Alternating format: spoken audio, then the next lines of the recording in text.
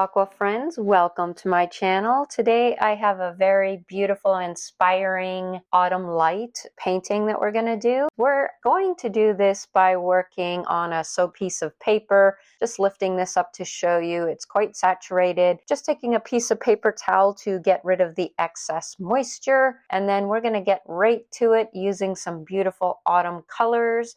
I am using this picture as an inspiration, this photo that was from, it's either Pixabay or Unsplash, and I will put the link for that in the description of the video. So the color that I'm using right here is one of my favorite. It is quinacridone gold. And notice that I am using my paintbrush right on the tip. I'm holding it, and that is so that I don't have a whole lot of control. It's forcing me to paint very loosely. Now, how I would describe what I'm doing here is some meandering lines, kind of cross-hatching, making it extremely lacy with lots of holes so that I could let the light of the paper shine through. Along with the quinacridone gold, I'm using transparent pyrrole orange and burnt sienna. And basically the whole top of the painting is going to be in these colors. Switching to a calligraphy brush, it does have a finer tip. It holds a lot of water, a lot of paint. And holding it up nice and high so that I don't have much control. It's kind of fun. You're just basically scribbling, guys. This is pretty easy.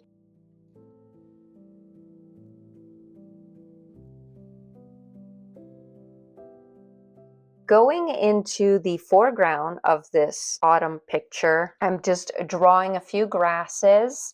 And at this point, working on the foreground, I am taking my hacky brush and wetting the foreground a little bit so we could add in some more colors here, because the top of my paper is drying a bit. Now, keep in mind, this will take a long time to dry completely because we have wet both sides. I actually pretty much soak the piece of paper in the sink for a couple of minutes.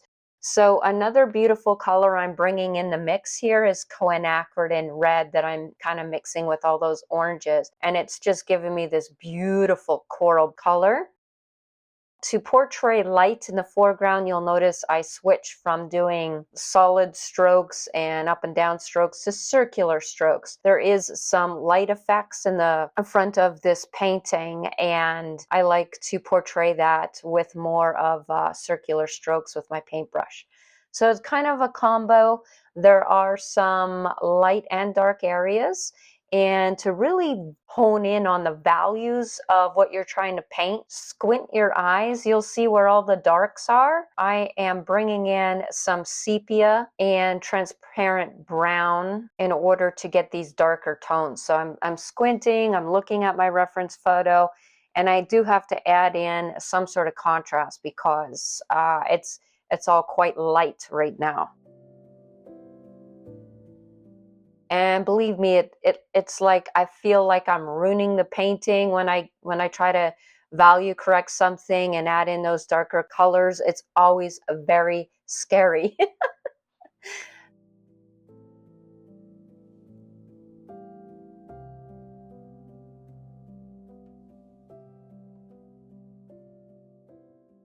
So a few more twigs and branches here in the foreground with my calligraphy brush.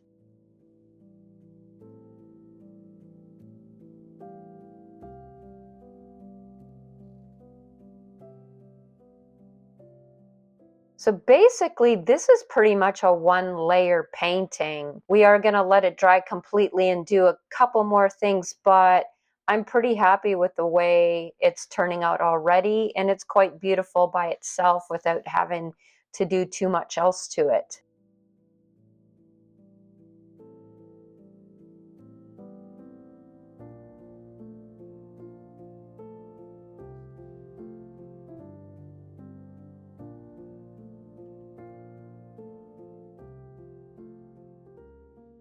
A little bit of magic sprinkles, that would be the salt that's going to do some wonderful things once it dries. So I'm just wiping off the excess moisture around the edges, guys, and we're going to let that whole thing dry. Now, once it's dry, I do tape the painting down because when I want to do other things to it, I want to stabilize the painting. These little sponge daubers that I'm showing you here, I got from Michael's craft store. The package is really, I think it was like $5, and you can buy these online as well. Unfortunately, Amazon does not have nice little wooden dowel sponges like this. I don't know why, but they don't. So I tend to go to like Hobby Lobby or go to the craft store to find them. You're going to work on those light effects, and we are going to wet our sponge, not sopping wet, but wet enough. A little wiggle like this back and forth will help lift the paint, and then I lift it further with my piece of paper towel.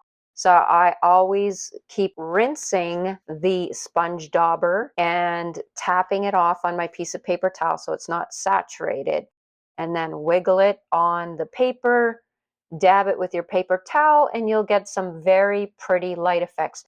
I'm not going to go overboard. I'm only doing a few. And really, I was almost like, damn, I could just leave it, it looks pretty good just like that. But I decided to bring a little bit more autumn colors here, dipped my calligraphy brush in some transparent pyro orange with the burnt sienna, and just defining some of these foreground tall grasses. And I just honestly added a few. I kept looking at it and think, geez, what else should I do? And I just kind of liked it just like that. Very simple, but I think the salt effects, the light effects, it just turned out so pretty, and the colors are just gorgeous for the autumn.